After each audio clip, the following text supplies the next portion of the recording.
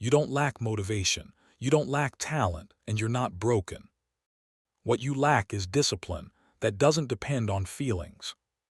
Right now, your brain is wired for comfort, shortcuts, and excuses, and it's costing you the life you know you're capable of living. Every delay, every tomorrow, every half-finished goal is proof of a system running against you. But here's the truth most people never hear. Discipline isn't willpower, it's wiring.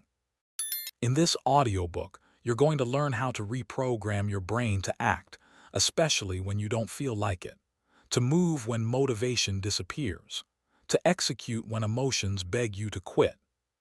This isn't about hype, it's about control. Control over your habits, your impulses, your future.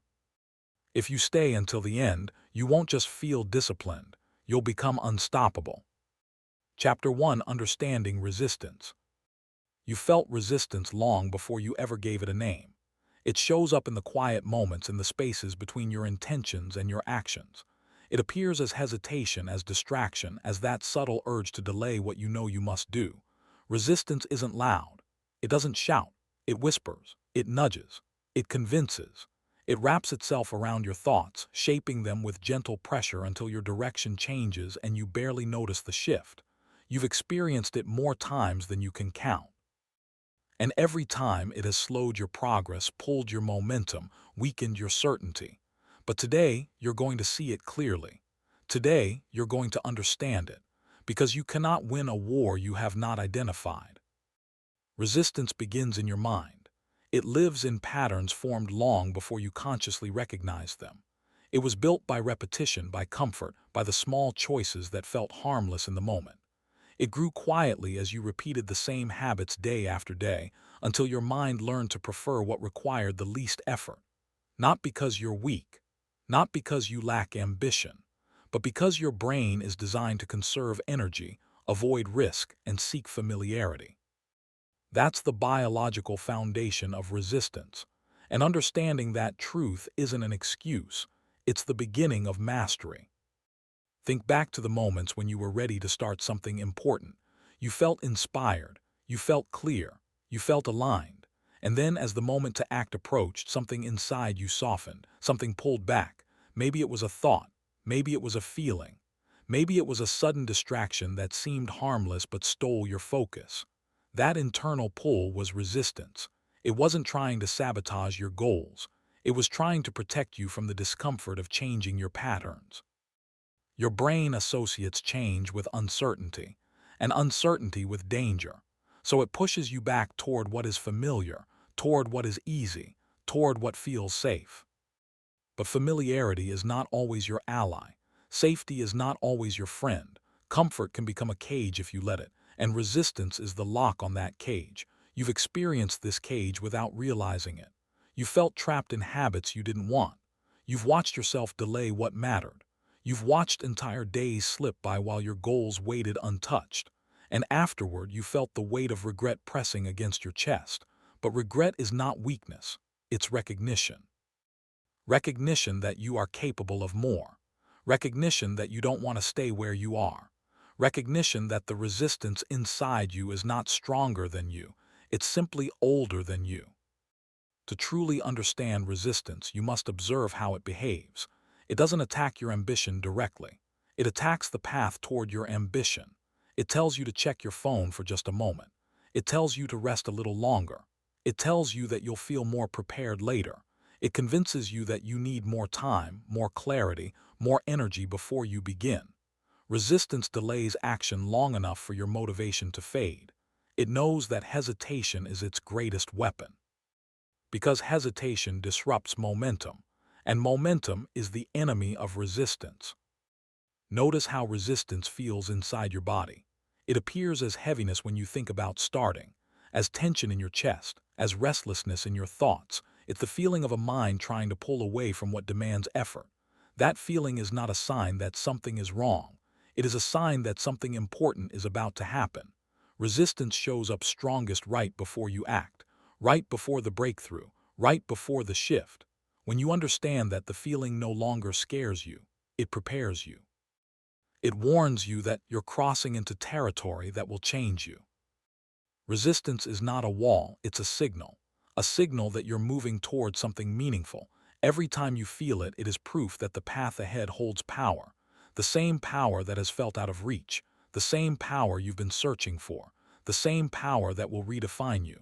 When you see resistance this way, it stops being a barrier. It becomes a guide. It shows you exactly where you need to push, exactly where your growth is waiting, exactly where your discipline must be forged. Your habits are built from repetition, and resistance is built the same way. It has grown stronger through years of practice. But that means you can weaken it through new repetition, new choices, new patterns. Resistance cannot survive when confronted consistently. It cannot dominate a mind that chooses purpose again and again. It cannot hold power over someone who understands that discomfort is temporary, but discipline is permanent.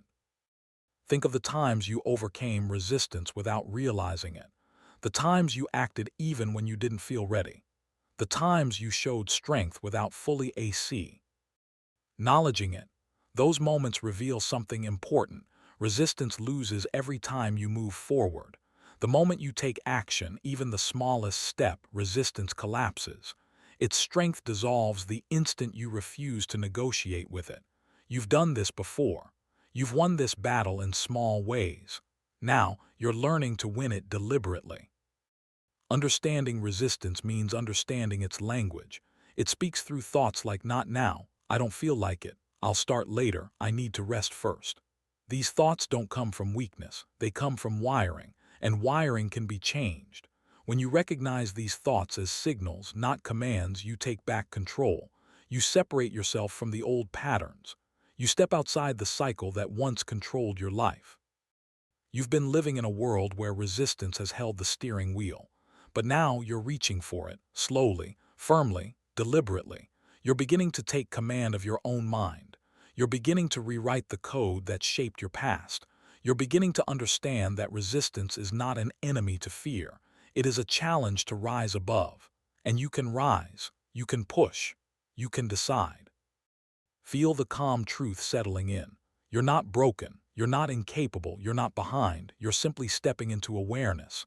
This awareness is the first foundation of discipline, the first foundation of self-control, the first foundation of your transformation. You've been fighting resistance without understanding it.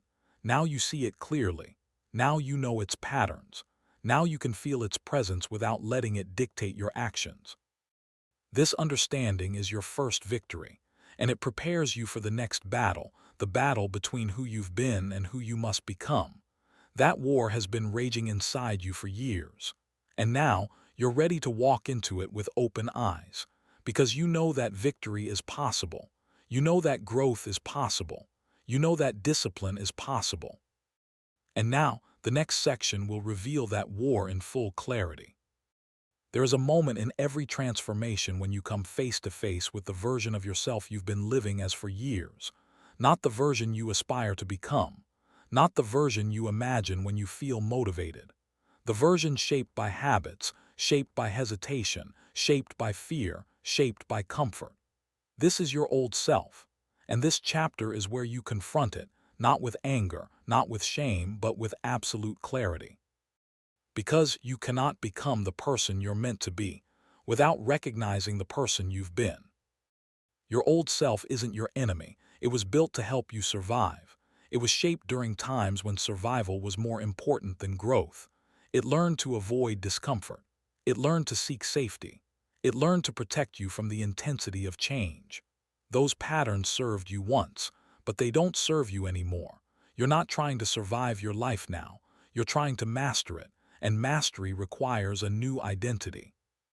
Think about the behaviors that defined your old self, the procrastination, the excuses, the moments when you said later even though later never came, the days when you felt the pull to rise but chose the familiar path of staying still. These weren't random moments. They were part of a system, a mental operating system built long before you knew you had the power to rewrite it. Your old self relies on that system. It feels safe inside those routines, but safety is not what you're seeking now. You're seeking greatness, and greatness demands that you face the internal pull holding you back. Every time you set a new goal, your old self feels threatened. Not because the goal is impossible, not because you lack the ability, but because your old patterns sense that achieving this new goal requires them to die. Your old self wants stability. Your new self demands evolution. And those two desires cannot coexist. This is the war inside your mind, a war between familiarity and transformation, between the comfort of who you were and the possibility of who you can become. There is a force inside you that has shaped your life more than you ever realized. It has influenced your decisions, your habits, your focus, your energy, and the direction of every day you've lived up to this moment. That force is impulse, the quick urge, the sudden pull, the instinct to satisfy a feeling before it becomes uncomfortable.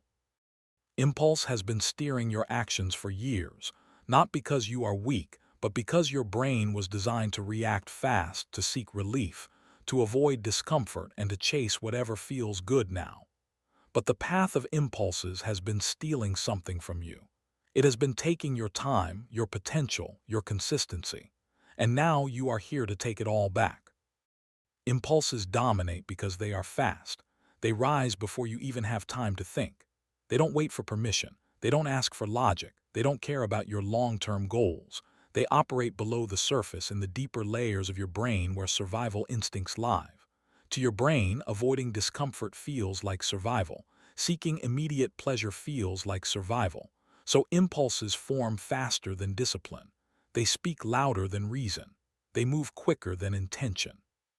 If you've ever wondered why you delay, why you get distracted, why you feel pulled toward the easy path even when you know it leads nowhere, this is why. Your impulses have been running the show. But here's the truth most people never hear. Impulses do not dominate because they are strong. They dominate because they are early. They appear first. By the time your logical mind says, focus, the impulse has already said, escape. The battle was already decided before awareness even arrived. This is why it feels like you're fighting yourself. This is why it feels like discipline is uphill. This is why it feels like your goals require so much more energy than your distractions. But this is not a flaw in you. This is a misunderstanding of how the brain works. Your impulses come from the oldest parts of your mind, the parts wired for speed, instinct, and immediate action. These parts evolved in a world where quick reactions saved your life. But now, in a world where success is built through patience, focus, and long-term thinking, those impulses no longer protect you. They prevent you. They pull you away from progress. They scatter your attention. They drain your momentum. And they do it silently, effortlessly, automatically. But automatic does not mean permanent. And instinct does not mean identity. You've felt impulses dominate your life in many forms. The urge to reach for your phone, the urge to check something quickly, the urge to rest instead of push, the urge to escape effort the moment it becomes uncomfortable, the urge to delay even when you know you shouldn't. These impulses feel small, but they shape everything. Because every time you follow them, you strengthen them. You reinforce the pathway. You tell your brain, this is the behavior that wins. And your brain listens. Think back to moments when you promised yourself you'd start something important. You felt clear, you felt ready, and then out of nowhere an impulse appeared. Let me just do this real quick. Let me relax for a moment. Let me check one thing. These impulses often seemed harmless, but the truth is that they derailed your path. They stole the first 5 minutes. They stole the momentum. And once momentum was gone, discipline felt heavier, slower, harder. You've lived this enough times to know the pattern, but seeing the pattern is the first step to breaking it. Impulses dominate because they are linked to the dopamine system, the system that rewards speed and novelty. Every quick distraction gives you a hit of dopamine. Every moment of comfort gives you relief. And your brain learns to repeat whatever brings relief fastest. That is why impulses feel compelling. That is why they feel urgent. That is why you feel pulled toward them as if they are decisions you are making. But they aren't decisions. They are reactions. And you are no longer here to live in reaction. You are here to rise into intention. You must remember something powerful. Impulses do not care about your potential. They care about ease. They care about familiarity. They care about what feels good right now. Your potential lives in the long term. Your growth lives in the long term. Your greatness lives in the long term. So of course impulses will never guide you toward it. They aren't designed to. That's why impulsive living leads to regret while intentional living leads to mastery. But there is good news, something most people never realize. Your impulses can be retrained. They can be weakened. They can be replaced. They can become aligned with your goals instead of fighting them. You've already started that process by gaining awareness. Awareness interrupts automatic reactions. Awareness breaks the spell. Awareness gives you the space between stimulus and response where transformati on can happen. You are stepping into that space now. The moment you recognize an impulse, really recognize it, it loses some of its power. Instead of pulling you blindly, it becomes something you can observe, something you can question, something you can choose. And choice is the beginning of freedom. Choice is the beginning of discipline. Choice is the beginning of the new identity you're building. You cannot stop impulses from appearing, but you can stop obeying them. You can stop feeding them. You can stop letting them shape your future. Impulses dominate when you act without thinking. Discipline dominates when you think before acting. This gap, this microsecond of awareness, is where your new life begins.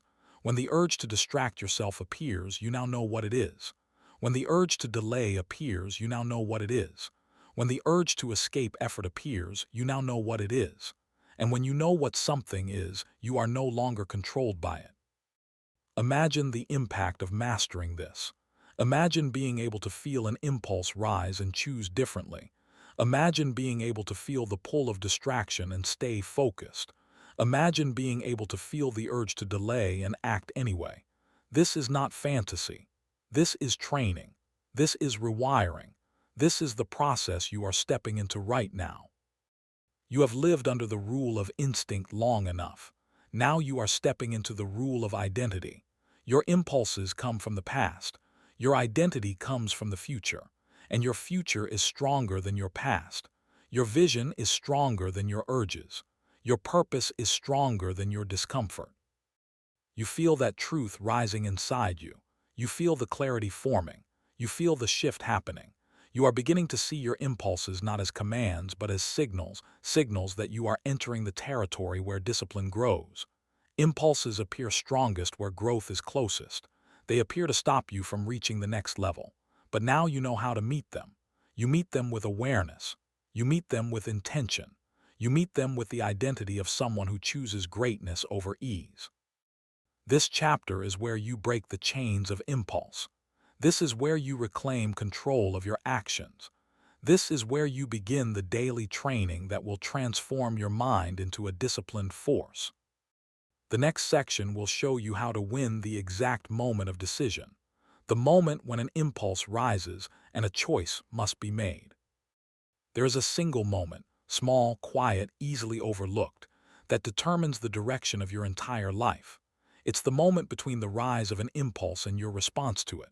This moment has shaped your days, your years, your habits, and your identity, whether you noticed it or not. It is the space where discipline is born or broken. It is the space where your future wins or loses. And until now, this moment has felt automatic, unconscious, predetermined.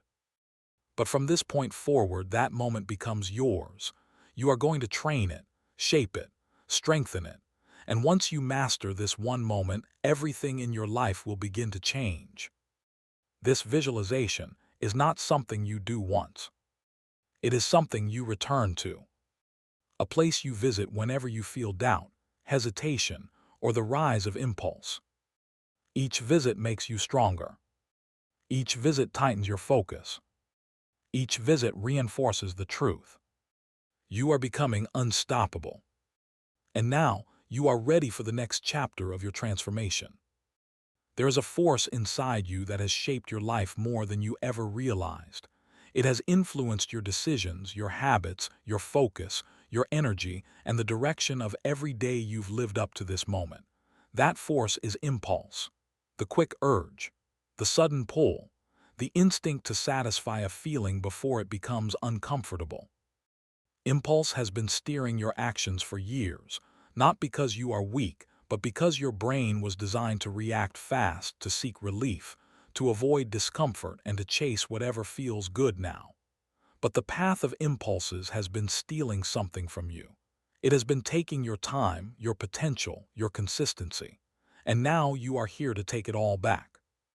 Impulses dominate because they are fast. They rise before you even have time to think. They don't wait for permission. They don't ask for logic. They don't care about your long-term goals. They operate below the surface in the deeper layers of your brain where survival instincts live. To your brain, avoiding discomfort feels like survival. Seeking immediate pleasure feels like survival. So impulses form faster than discipline. They speak louder than reason. They move quicker than intention. If you've ever wondered why you delay, why you get distracted, why you feel pulled toward the easy path even when you know it leads nowhere, this is why. Your impulses have been running the show. But here's the truth most people never hear. Impulses do not dominate because they are strong. They dominate because they are early. They appear first. By the time your logical mind says, focus, the impulse has already said, escape. The battle was already decided before awareness even arrived. This is why it feels like you're fighting yourself. This is why it feels like discipline is uphill. This is why it feels like your goals require so much more energy than your distractions. But this is not a flaw in you. This is a misunderstanding of how the brain works. Your impulses come from the oldest parts of your mind, the parts wired for speed, instinct, and immediate action. These parts evolved in a world where quick reactions saved your life. But now, in a world where success is built through patience, focus, and long-term thinking, those impulses no longer protect you. They prevent you. They pull you away from progress. They scatter your attention. They drain your momentum. And they do it silently, effortlessly, automatically. But automatic does not mean permanent. And instinct does not mean identity. You've felt impulses dominate your life in many forms. The urge to reach for your phone, the urge to check something quickly, the urge to rest instead of push, the urge to escape effort the moment it becomes uncomfortable, the urge to delay even when you know you shouldn't. These impulses feel small, but they shape everything. Because every time you follow them, you strengthen them. You reinforce the pathway. You tell your brain, this is the behavior that wins. And your brain listens. Think back to moments when you promised yourself you'd start something important. You felt clear, you felt ready, and then out of nowhere an impulse appeared. Let me just do this real quick. Let me relax for a moment. Let me check one thing. These impulses often seemed harmless, but the truth is that they derailed your path. They stole the first 5 minutes. They stole the momentum. And once momentum was gone, discipline felt heavier, slower, harder. You've lived this enough times to know the pattern, but seeing the pattern is the first step to breaking it. Impulses dominate because they are linked to the dopamine system, the system that rewards speed and novelty. Every quick distraction gives you a hit of dopamine. Every moment of comfort gives you relief. And your brain learns to repeat whatever brings relief fastest. That is why impulses feel compelling. That is why they feel urgent. That is why you feel pulled toward them as if they are decisions you are making. But they aren't decisions. They are reactions. And you are no longer here to live in reaction. You are here to rise into intention. You must remember something powerful. Impulses do not care about your potential. They care about ease. They care about familiarity. They care about what feels good right now. Your potential lives in the long term. Your growth lives in the long term. Your greatness lives in the long term. So of course impulses will never guide you toward it. They aren't designed to. That's why impulsive living leads to regret while intentional living leads to mastery. But there is good news, something most people never realize. Your impulses can be retrained. They can be weakened. They can be replaced. They can become aligned with your goals instead of fighting them. You've already started that process by gaining awareness. Awareness interrupts automatic reactions. Awareness breaks the spell. Awareness gives you the space between stimulus and response where transformati on can happen. You are stepping into that space now. The moment you recognize an impulse, really recognize it, it loses some of its power. Instead of pulling you blindly, it becomes something you can observe, something you can question, something you can choose. And choice is the beginning of freedom. Choice is the beginning of discipline. Choice is the beginning of the new identity you're building. You cannot stop impulses from appearing, but you can stop obeying them. You can stop feeding them. You can stop letting them shape your future. Impulses dominate when you act without thinking. Discipline dominates when you think before acting. This gap, this microsecond of awareness, is where your new life begins. When the urge to distract yourself appears, you now know what it is. When the urge to delay appears, you now know what it is. When the urge to escape effort appears, you now know what it is. And when you know what something is, you are no longer controlled by it. Imagine the impact of mastering this. Imagine being able to feel an impulse rise and choose differently. Imagine being able to feel the pull of distraction and stay focused. Imagine being able to feel the urge to delay and act anyway. This is not fantasy. This is training. This is rewiring. This is the process you are stepping into right now. You have lived under the rule of instinct long enough. Now you are stepping into the rule of identity. Your impulses come from the past. Your identity comes from the future. And your future is stronger than your past. Your vision is stronger than your urges. Your purpose is stronger than your discomfort. You feel that truth rising inside you. You feel the clarity forming. You feel the shift happening. You are beginning to see your impulses not as commands but as signals, signals that you are entering the territory where discipline grows. Impulses appear strongest where growth is closest. They appear to stop you from reaching the next level. But now you know how to meet them. You meet them with awareness.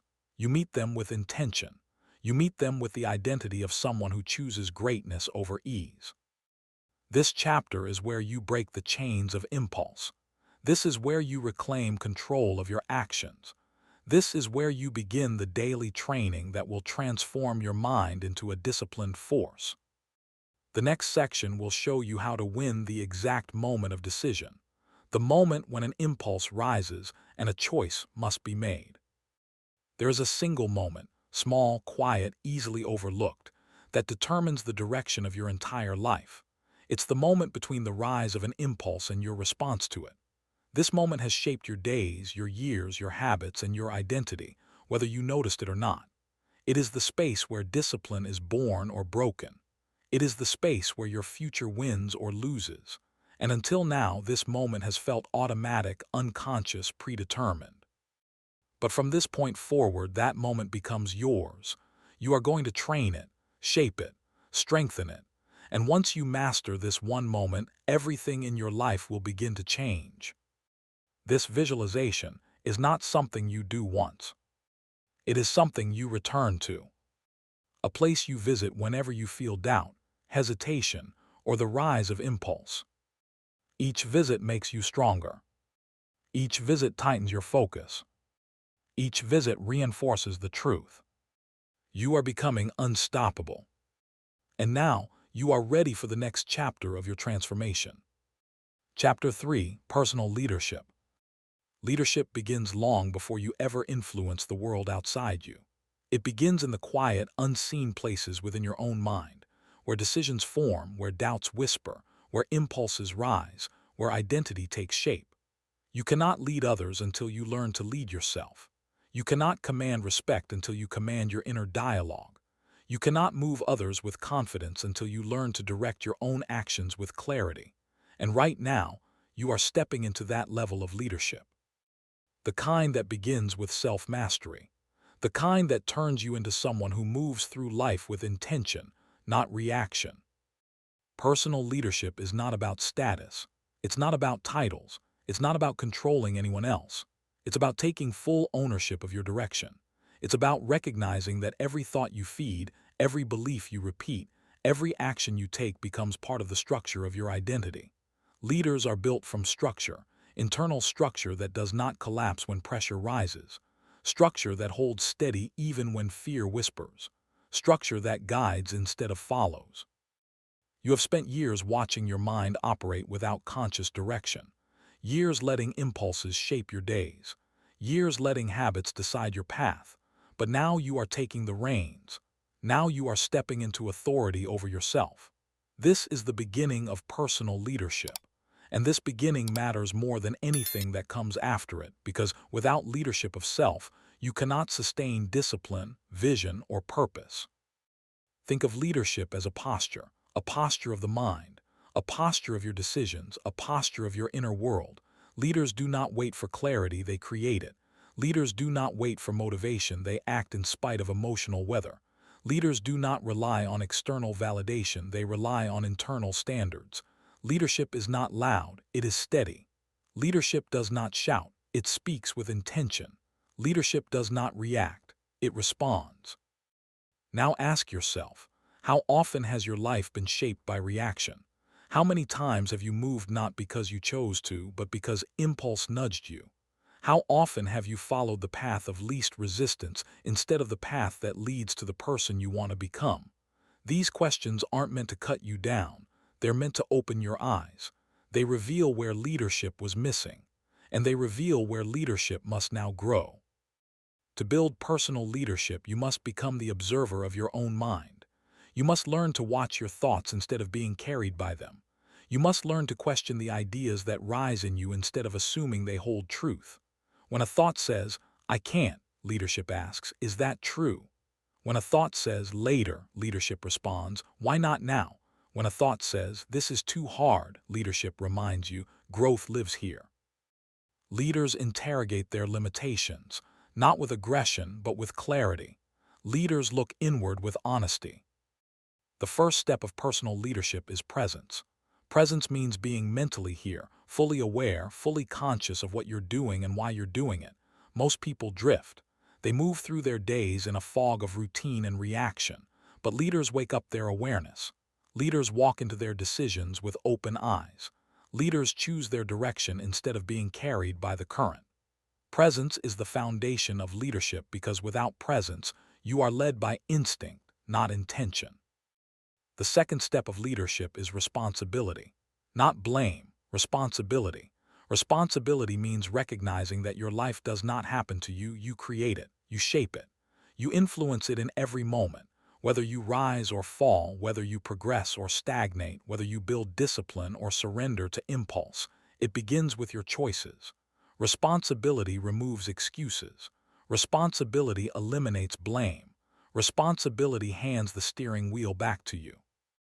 Say internally, "I am responsible for the direction of my life." This is not pressure, it is power, because responsibility means you no longer wait for change, you create it. The third step of leadership is standards. Leaders live by standards that rise above their feelings. They decide what behavior aligns with their identity and refuse to step below that line. They do not negotiate their focus. They do not bargain with their discipline. They do not let impulse override intention. Your standards must become the guardrails of your life. When your standards are high, your decisions become simpler. You don't ask, "Do I feel like it?" You ask, "Does this meet my standard?" That is leadership. The fourth step of leadership is clarity. Leaders know what they want and they know why they want it. Clarity sharpens direction. Clarity silences confusion. Clarity strengthens discipline. Without clarity, your mind drifts into distraction. Without clarity, your energy scatters. Without clarity, your actions lose meaning. You must define the person you are becoming with sharp inner vision. Leaders lead themselves toward a future they can see clearly, even if no one else can. In this moment, picture the version of yourself you are becoming. The disciplined you, the courageous you, the leader within you. Hold that image, feel its presence. That is clarity. The fifth step of leadership is self-discipline. Discipline is the bridge between your intentions and your reality. It's the act of choosing consistency over comfort. Leaders don't wait for the perfect moment. They create momentum through action. Discipline means doing what aligns with your purpose even when your emotions resist. Discipline means honoring your commitments, especially the commitments you make to yourself. Discipline is not force, it's alignment. And the final step of personal leadership is influence. Not influence over others, but influence over your inner world. Leaders influence their thoughts, shape their emotions, direct their impulses, and guide their behavior. They are not perfect, they are intentional. They don't eliminate fear, they move through it. They don't eliminate doubt, they rise above it. They don't eliminate struggle, they lead themselves through it. This is what you are building now. You are stepping into internal leadership. You are becoming the kind of person who others naturally follow, not because you demand it, but because you embody stability, clarity, purpose, and strength. People follow those who lead themselves well. And now, you are becoming one of those people. Feel the truth rising inside you. Leadership begins with you. Leadership begins within you. Leadership begins now. And next, you will step into the quality that all leaders share, the courage to act even when their old identity tries to hold them back. Courage is not the absence of fear. It is the decision to move while fear stands beside you. It is the moment when your heart beats faster, your thoughts tighten, your nerves begin to whisper, but you choose action anyway. Courage is not a feeling. It's a habit, a practice, a repeated choice that strengthens your identity every time you make it. And right now, you are stepping into a life where courage becomes part of your daily rhythm. You don't need dramatic moments to prove your courage. You don't need life-threatening scenarios or massive leaps into the unknown. Courage lives in the small decisions, the subtle shifts, the quiet moments where you choose growth over comfort.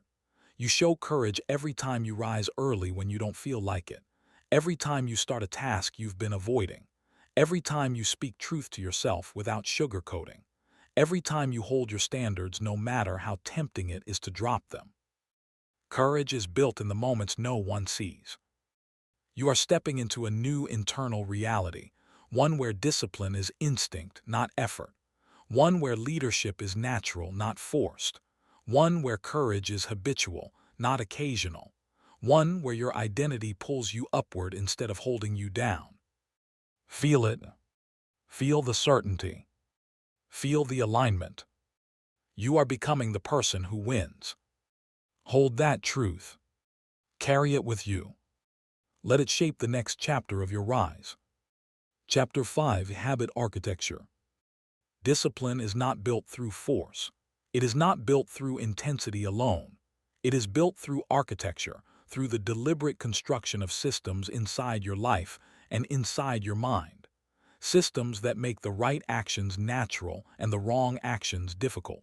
Systems that support your identity instead of undermining it. Systems that turn discipline from a struggle into a structure.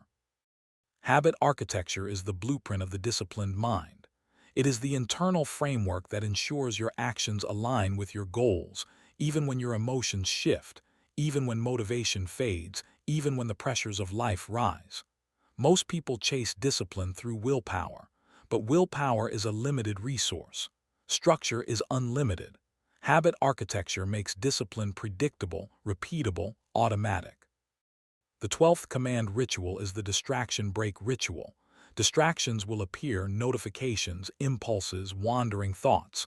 This ritual trains you to cut through them instantly. When a distraction steals your attention, you close your eyes for one breath and command, return. Then you re-engage your task. This ritual prevents derailment. It teaches your mind that focus is your default, not a struggle. The 13th command ritual is the self-control command ritual. When impulses rise, urges to avoid, to delay, to indulge, you don't react blindly. You pause and speak a single line internally, control yourself. This ritual activates your higher identity. It interrupts the urge. It restores direction. Over time, this command becomes instinct. Impulses lose their power. Discipline takes their place. The 14th command ritual is the future self-alignment ritual. Before you begin something important, you visualize your future self, the version of you who is disciplined, focused, and powerful. You ask, how would they act right now? Then you mimic them. Their confidence becomes your confidence. Their clarity becomes your clarity. This ritual collapses the distance between who you are and who you are becoming. The 15th command ritual is the emotional grounding ritual. When emotions rise too fast, anger, overwhelm, anxiety, you use this ritual to restore balance. You inhale deeply, hold for a moment, and exhale slowly while saying internally, steady. This ritual signals your nervous system to slow down. It returns you to clarity. It replaces emotional chaos with grounded power. The 16th command ritual is the end-of-day identity lock ritual. This ritual finalizes your growth for the day. Right before bed, you take a single moment to reflect on one disciplined action you completed. Not everything, just one. You breathe into it and say internally, "This is who I am." This ritual imprints your identity overnight.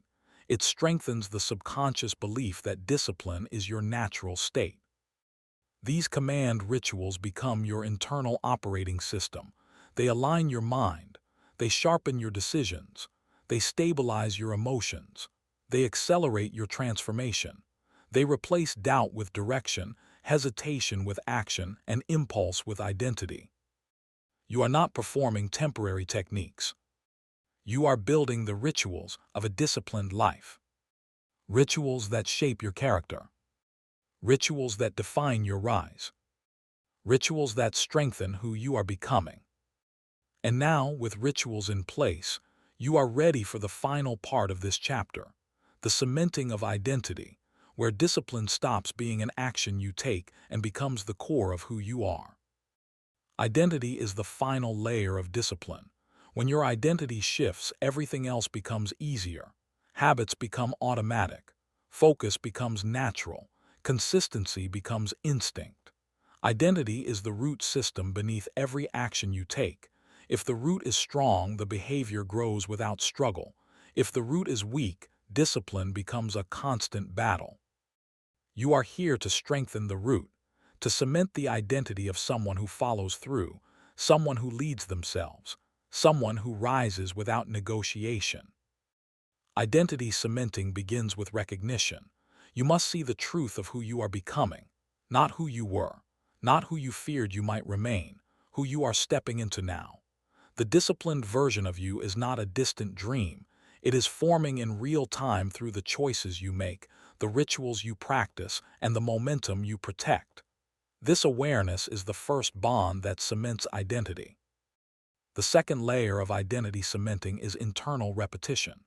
Identity grows through the stories you tell yourself. If you repeat old stories, stories of doubt, hesitation, inconsistency, you reinforce an identity that no longer serves you. But when you repeat stories of strength, clarity, and discipline, you reinforce an identity that elevates you. Every time you say internally, "This is who I am," the imprint deepens. Identity is repetition carved into belief. The third layer is evidence accumulation. Your mind needs proof. And you give it proof through action. Every disciplined choice becomes evidence of who you are becoming. Every moment you follow through becomes a vote for your new identity. Every time you override impulse, you strengthen the internal structure. Identity is built by evidence, not imagination.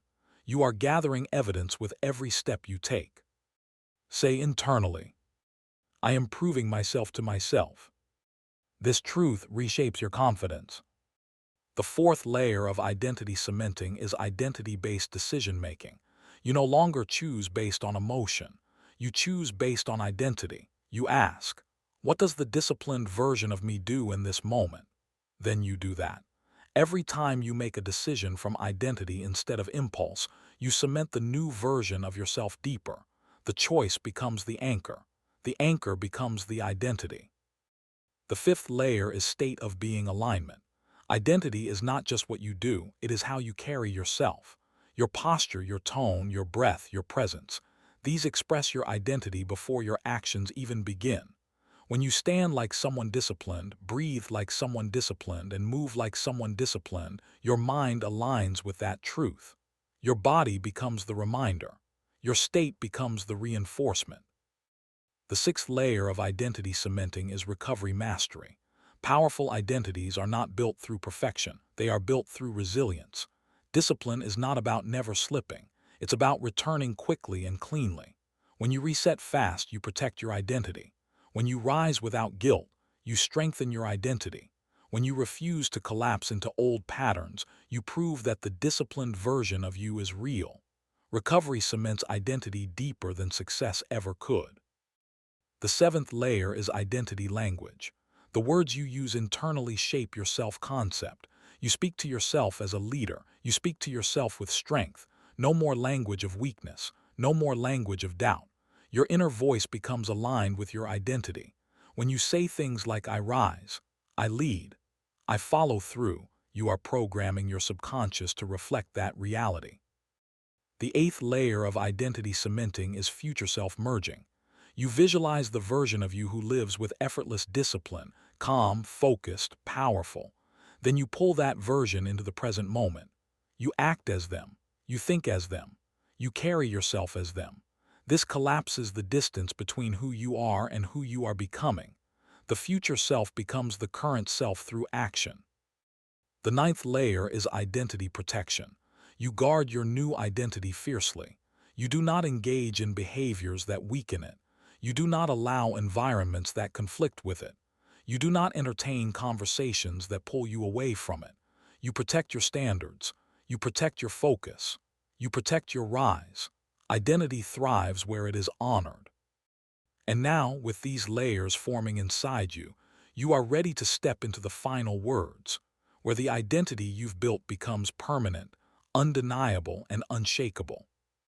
Identity becomes unshakable when your mind no longer questions who you are, when doubt rises and dissolves instantly, when hesitation appears and fades before it can interrupt you, when your actions flow from who you believe yourself to be, not from emotion, circumstance, or pressure.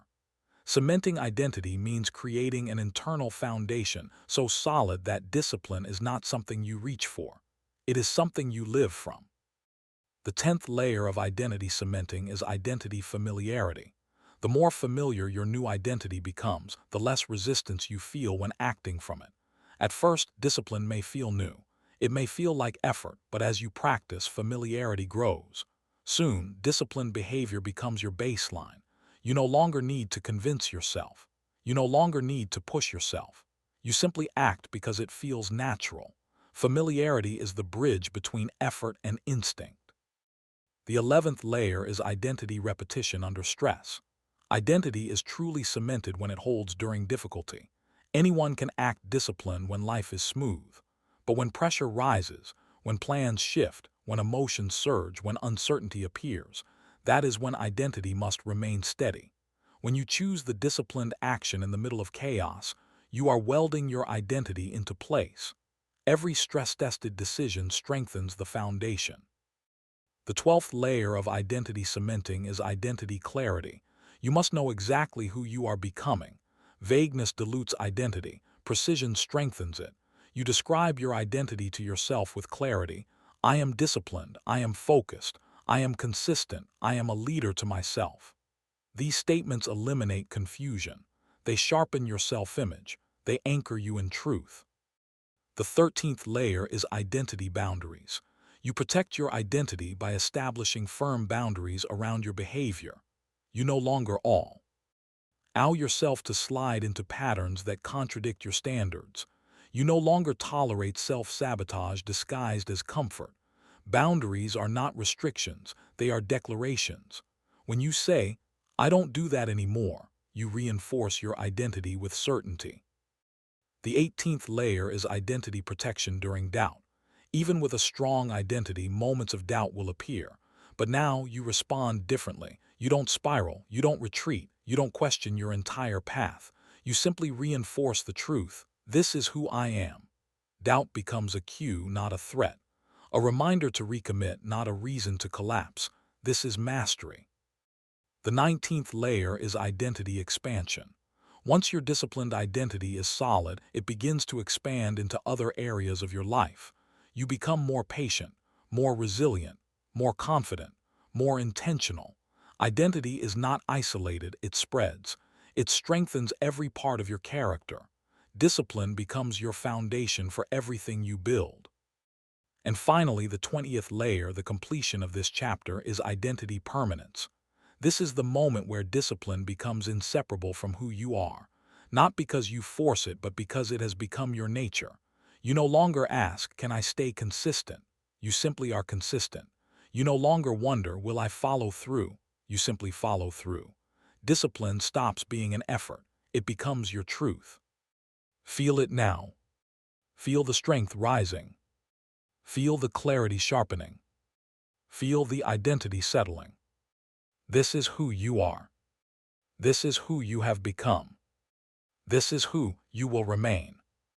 Your identity is cemented. And now you are ready to step into the next chapter of your rise. Chapter 6: Mental Order. Your inner environment is the command center of your entire life. Your focus, your clarity, your discipline, your decisions, all of them are born from the structure of your mind. When your inner world is chaotic, everything becomes harder, distraction increases, doubt grows louder, impulse gains power. But when your inner world is organized, steady, intentional, you become unstoppable. Mental order is the foundation of self-mastery. Mental order is not about becoming emotionless or rigid.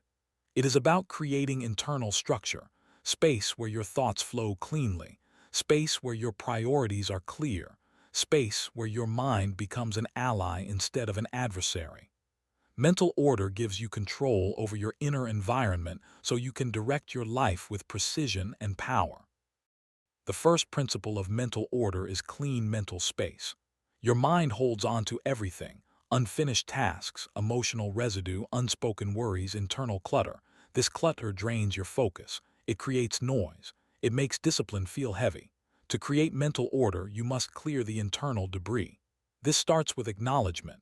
Recognize the thoughts occupying unnecessary space. Recognize the tasks lingering without resolution. Recognize the emotions sitting without closure. Say internally, clear the space. This command signals your mind to release what no longer serves you. The second principle is intentional mental direction. Most people let their thoughts wander aimlessly. They drift into worry, fantasy, fear, memory. But mental order requires direction, intentional thought, purposeful focus. Your mind goes where you send it, and if you do not send it anywhere, it will wander into the loudest or most familiar patterns. Direct the mind with a simple command. Focus here. This brings your attention into alignment with your intention. The third principle of mental order is thought prioritization. Not all thoughts matter equally. Some thoughts build your future, others drain your energy. Some thoughts strengthen your identity, others weaken it. Mental order means choosing which thoughts deserve your attention. When a thought appears, you quickly classify it: helpful, neutral, or distracting. Helpful thoughts are expanded. Neutral thoughts are released. Distracting thoughts are dismissed.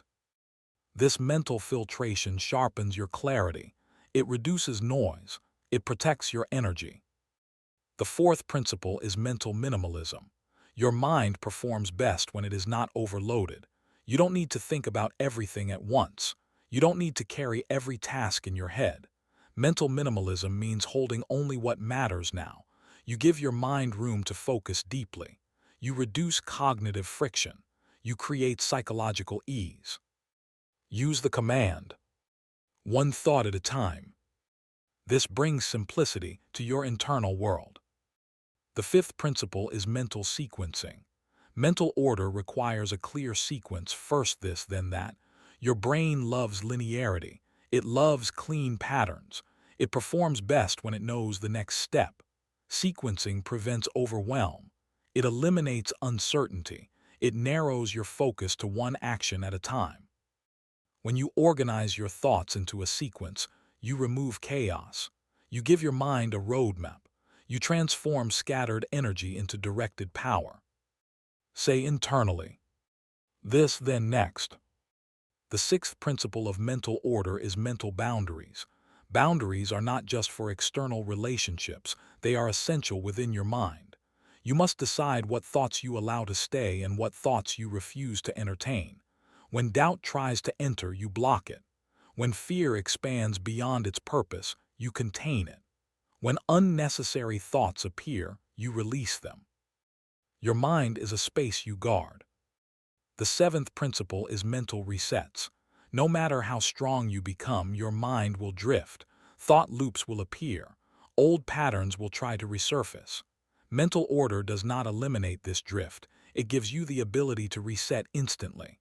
A mental reset is simple: pause, breathe, release, refocus. Use the command, Reset the mind. Within seconds, your inner world becomes clear again. The eighth principle is mental pacing. Your mind has a rhythm, and discipline requires you to regulate that rhythm.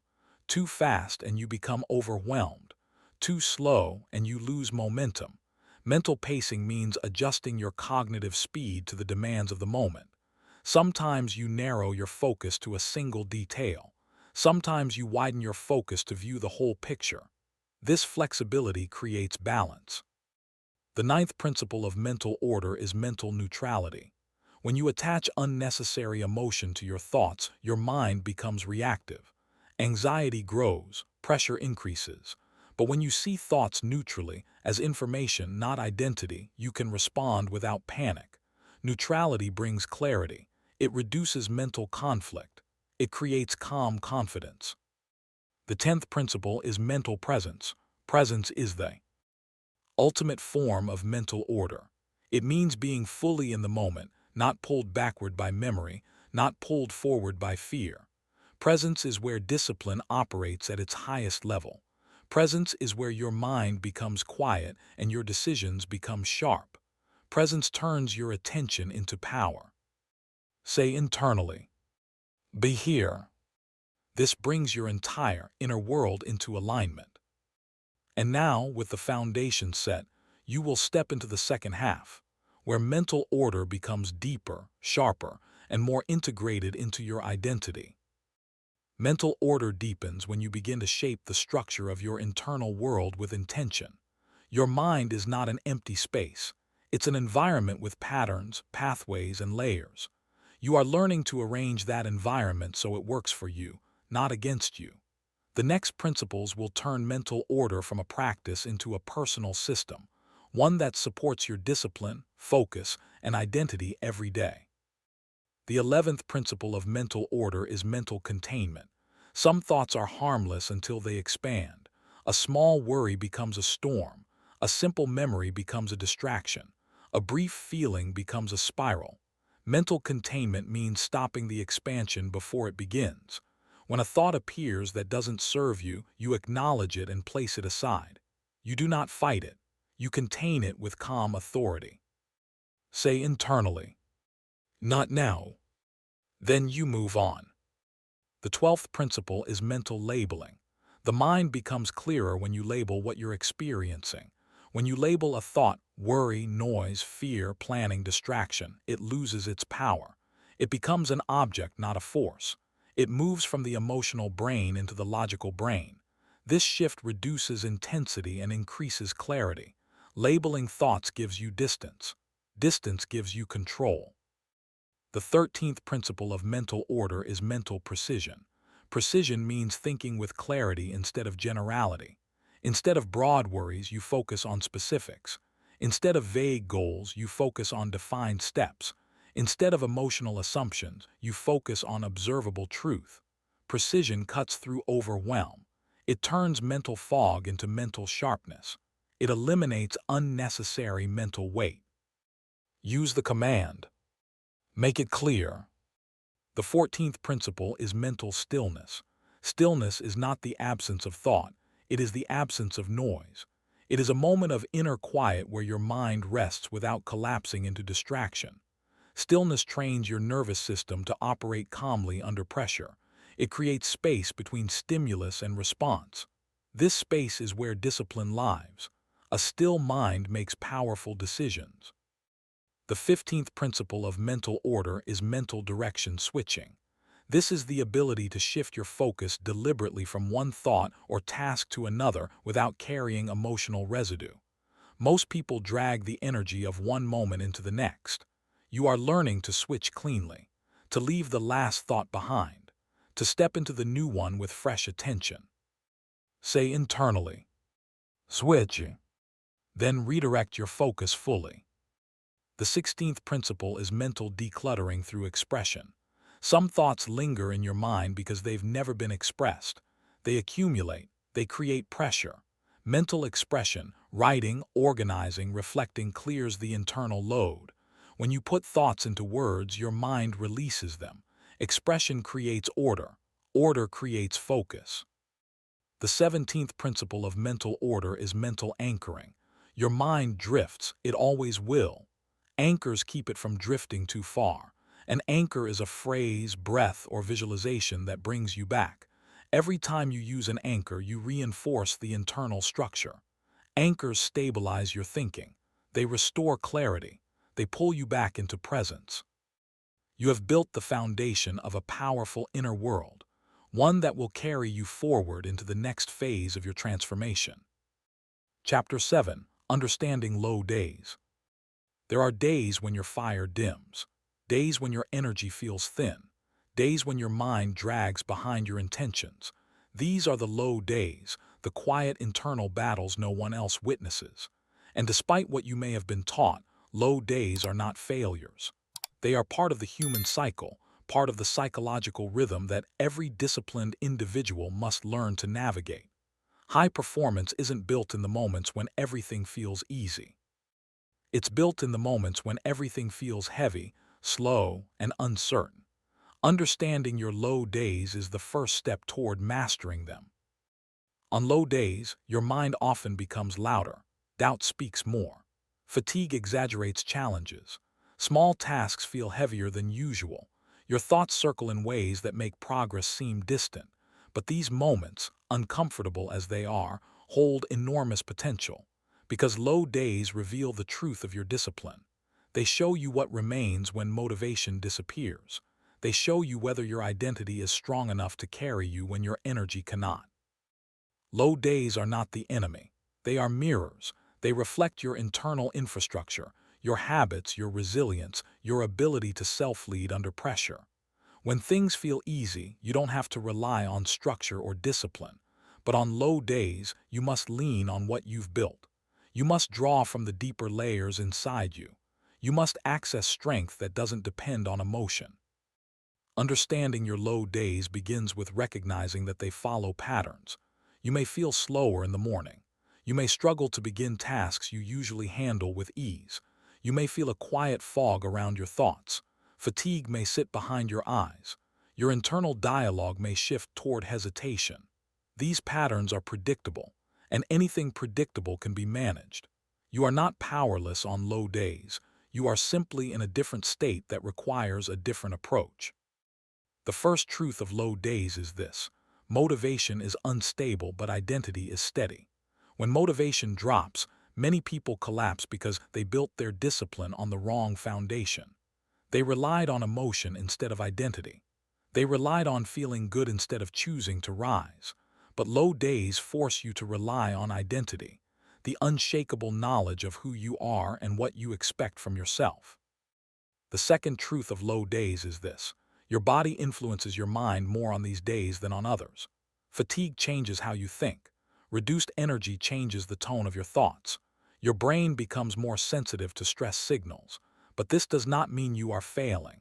It simply means you must lead your body with more intention. On low days, physical cues matter more than emotional cues. Your posture, your breath, your pace, your environment, these become essential tools for regaining control. The third truth of low days is that your mind will attempt to negotiate. It will offer excuses disguised as logic. It will try to convince you to delay, soften, step back. Not because you are weak, but because the mind always seeks comfort when energy is low. This negotiation is a signal, not a command. The moment you recognize negotiation, you reclaim authority. You remind yourself that you don't operate based on comfort, you operate based on intention. Low days require a shift in how you measure success. On high days, you may move quickly and accomplish a lot. On low days, success might be smaller, but smaller does not mean weaker. Smaller does not mean less meaningful. Low-day success is often the purest form of discipline because you acted without the emotional fuel that normally drives you. Understanding low days also requires awareness of the stories you tell yourself when you feel low. If you tell yourself, "This is a bad day," your mind will act accordingly. If you tell yourself, "This is a day to slow down," you may drift into avoidance. But if you tell yourself, "This is a day to lead myself differently," everything shifts. You move from victimhood into leadership. You move from emotional reaction into intentional action. On low days, your power comes from adaptation. You adjust your approach while maintaining your direction. You take smaller steps, but you keep moving. You speak to yourself more firmly. You tighten your internal boundaries. You give yourself clear commands. You reduce complexity. You simplify your path. You focus on completion rather than perfection. This adaptation is not weakness, it is wisdom.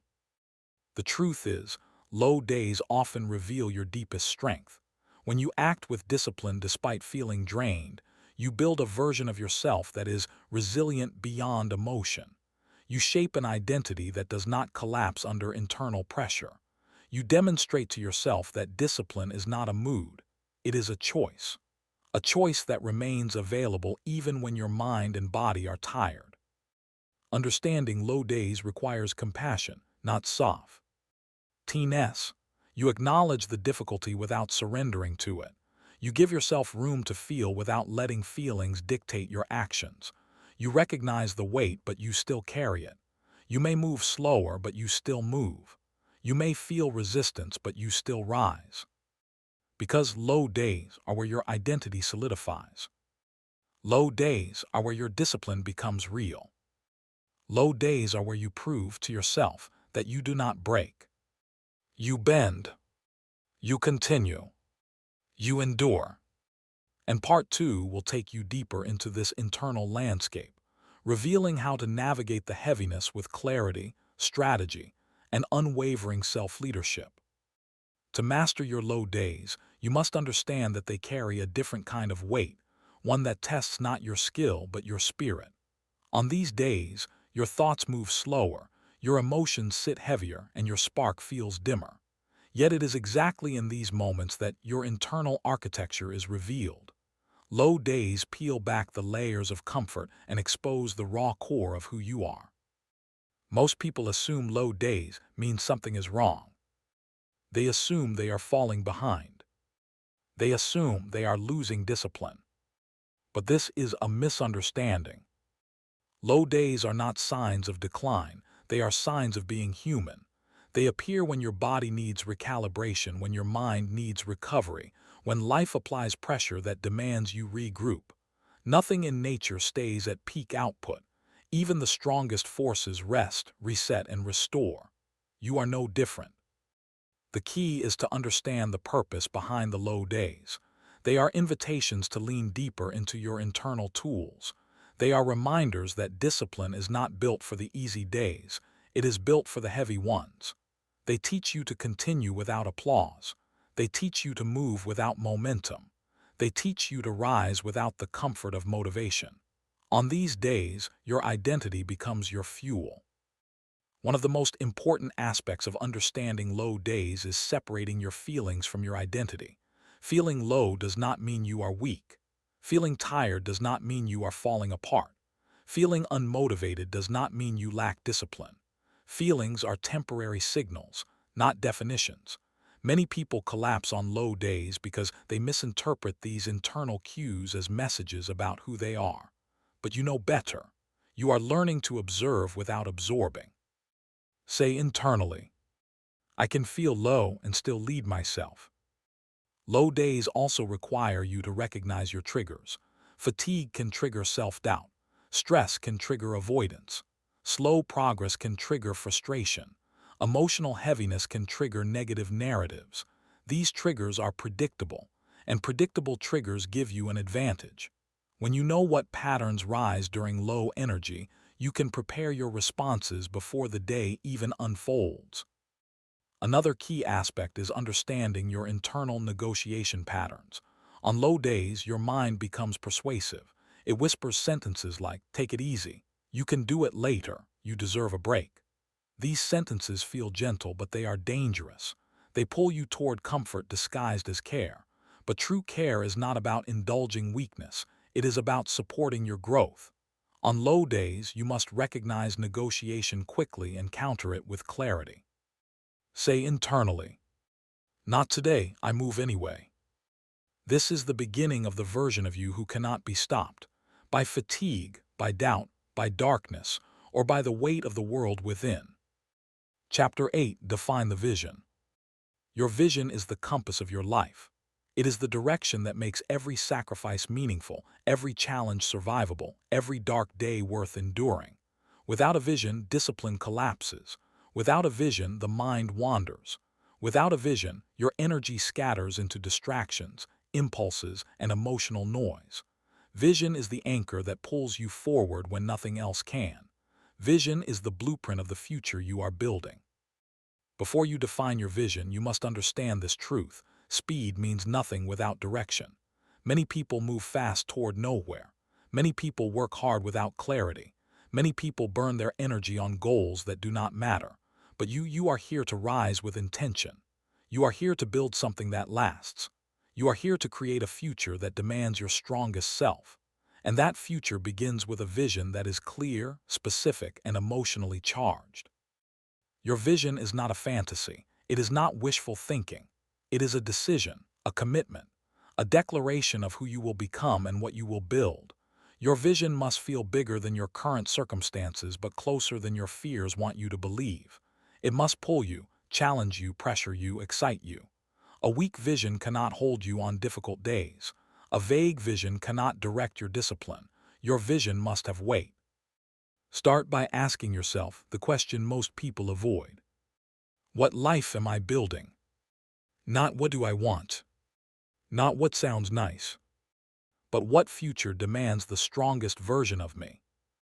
This question removes childish fantasies and replaces them with adult direction. You begin to see beyond impulse, beyond temporary moods, beyond emotional storms. You begin to construct a long-term purpose that shapes your daily behavior. Your vision must include 3 components: who you want to become, what you want to create, and how you want to live. These 3 elements form the structure of your future. Who you want to become is identity. What you want to create is purpose. How you want to live is lifestyle. When these 3 align, discipline becomes natural. You stop asking whether you feel like acting. You act because your future demands it. Your vision must also be honest. Too many people shape their dreams around the expectations of others. They chase goals they do not care about. They pursue paths that do not match their inner calling. But your vision cannot belong to anyone else. It must come from your hunger, your truth, your fire. Only then will it pull you forward when the world becomes loud. Say internally, "My vision is mine." Now we will sharpen this vision, making it clearer, louder, stronger, and powerful enough to anchor your discipline for years to come. A powerful vision is not built from comfort, it is built from clarity. The clearer your vision becomes, the stronger your discipline grows. The human mind follows clarity. It resists confusion. It collapses under vagueness. But when your vision is sharp, your actions naturally align with it. You stop wandering. You stop drifting. You begin moving with intention. To sharpen your vision, you must first remove everything that doesn't belong. Too many people try to fit every desire into one life. They want everything, at once, without direction. This leads to dilution, not greatness. Your vision must be clean, selective, precise. You choose what truly matters and you cut what doesn't. Greatness requires subtraction before it requires addition. Say internally, "Cut the noise." Next, give your vision shape. A vision must have structure. You should be able to describe it with calm certainty, not rushed, not vague, clear, direct. When you speak your vision internally, it should feel like truth. You should feel your posture lift. You should feel your breath deepen. You should feel your identity lean toward it. A well-defined vision changes your physiology. It activates your inner leader. To shape your vision, ask yourself powerful questions. What does the strongest version of me look like? Picture their habits, their discipline, their emotional control, their focus. That is who you are becoming. What do I want to build that will outlast me? True vision includes legacy, not ego, purpose that stretches beyond today. What future environment do I see myself in? The people around you, the atmosphere, the work, the lifestyle, the pace, the quiet, the intensity. Vision includes the space you inhabit. What sacrifices am I willing to make to reach it? Vision without sacrifice is fantasy. Vision with sacrifice becomes direction. When you answer these questions honestly, something shifts inside you. The fog clears. The noise fades. You no longer wonder where you're going. You know. Your vision becomes a living image inside your mind, something you can return to whenever your energy drops or your motivation fades. A defined vision must also feel emotionally anchored. Logic shapes direction, but emotion fuels persistence. Your vision must matter deeply. It must resonate with something primal in you, your desire for growth, your hunger for meaning, your commitment to becoming the strongest version of yourself. If your vision doesn't touch your emotions, it will not survive your darkest days. And finally, your vision must be chosen, not borrowed. You do not wait for permission. You do not wait for validation. You choose your future. You declare your direction. You decide who you will become. Say internally, "This is my path." In the next part, we will take your vision beyond clarity, transforming it into an obsession powerful enough to pull you forward even when everything around you slows you down. A great vision does more than guide you, it transforms you. It becomes the lens through which you see every moment, every choice, every challenge. When your vision is alive inside you, distractions lose their power. Temporary discomfort loses its grip. Doubt loses its influence, because your mind is anchored to something bigger than the moment. To deepen your vision, you must step inside it. Not just imagine it, inhabit it. Close your eyes in quiet moments and walk through the life you are building. See the environment. Feel the atmosphere. Sense the rhythm of your future world. Vision becomes powerful when it becomes familiar. When your mind begins to treat it as an inevitable destination rather than a distant dream. Build your future in detail. See the discipline in your routine. See the calm in your morning. See the focus in your work. See the strength in your body. See the clarity in your decisions. See the confidence in your posture. See the peace inside your mind. Every detail matters. Every image adds strength to your internal blueprint. The more vivid your vision, the more naturally your daily actions fall into alignment. And now, connect your vision to the feeling of becoming. Vision is not just a picture, it is a transformation. When you place yourself inside your future, you begin to feel the emotions that belong to that version of you: stability, confidence, calm power, direction. These emotions become your internal fuel. They anchor your identity to the future you instead of the old you. Say internally, "I am stepping into my future." A powerful vision also demands responsibility. When you see your future clearly, you must hold yourself accountable to it. You cannot dishonor your vision with small habits or weak decisions. You cannot sabotage your future self with present comfort. Your vision requires your loyalty. Your actions must reflect your direction. This is how vision becomes discipline. Every choice becomes a vote for your future. Every action becomes a brick in the foundation. Every day becomes another step toward your transformation. Now see yourself stepping into the body of your future self. Feel the shift, feel the alignment, feel the clarity. Your breath deepens, your posture steadies, your mind sharpens. You feel the strength of who you are becoming. You feel the direction. You feel the certainty. This is identity fusion. This is the merging of timelines. This is the moment your present self and your future self unite. Identity with your future self is not about waiting. It is about becoming. Not about hoping. About choosing. Not about dreaming. About acting. Your future self is calling you forward. You rise toward them. You build for them. You strengthen for them. You endure for them.